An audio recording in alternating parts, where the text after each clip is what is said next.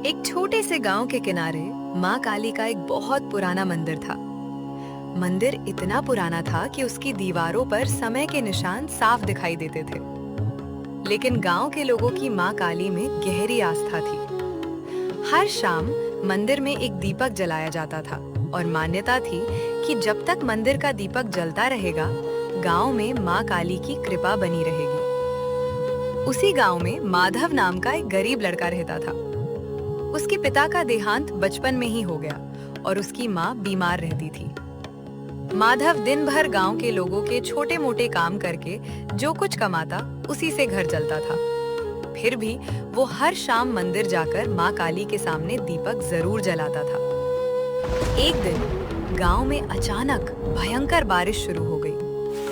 आसमान में काले बादल छा गए और लगातार कई दिनों तक बारिश होती रही।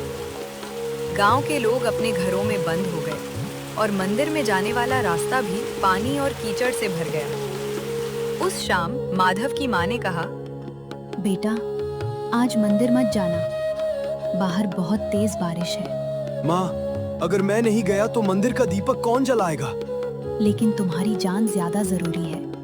माधव ने माँ की बात सुनी, मगर उसके मन में एक चिंता थी कि कहीं आज दीपक बुझ न जाए।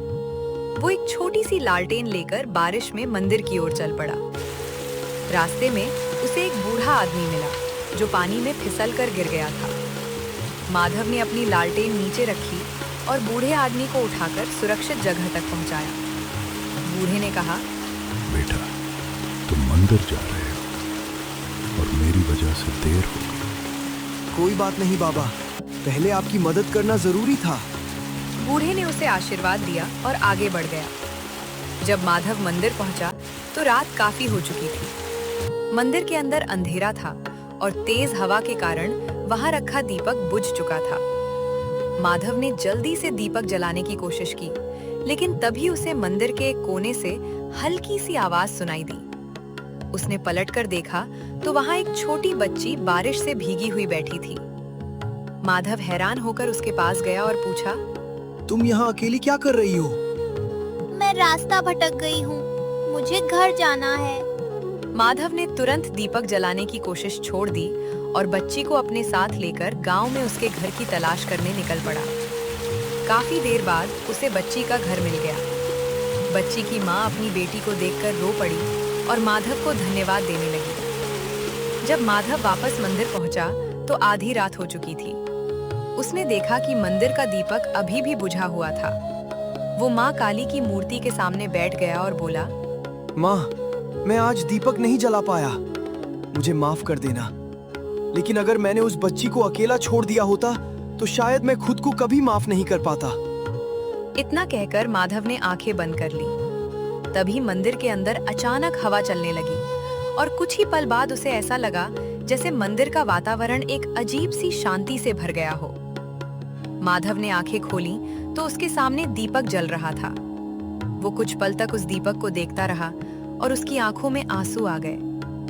अगले दिन जब गांव के लोग मंदिर पहुंचे तो उन्होंने भी दीपक जलता हुआ देखा।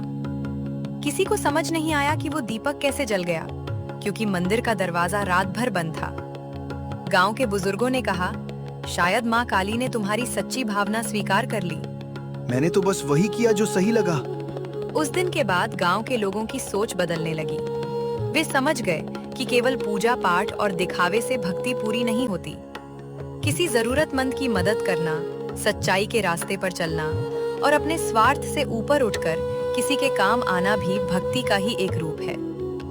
माधव के लिए माँ काली का मंदिर सिर्फ पूजा करने की जगह नहीं था, बल्कि उसे यह सीख देने वाली जगह बन गया कि सच्ची श्रद्धा वही है जिसमें इंसान के भीतर दया, साहस और सही काम करने की भावना पैदा हो। और उस रात जलता हुआ वो आखिरी दीपक गांव वालों के लिए हमेशा यादगार बन गया, क्योंकि किसी ने उसे अपनी आंखों से नहीं जलाया था, लेकिन हर किसी ने उसकी रोशनी में एक बात जरूर देखी थी। जब इंसान सच्चे मन से सही काम करता है तो अंधेरे में भी उम्मीद की रोशनी जरूर दिखाई देती है।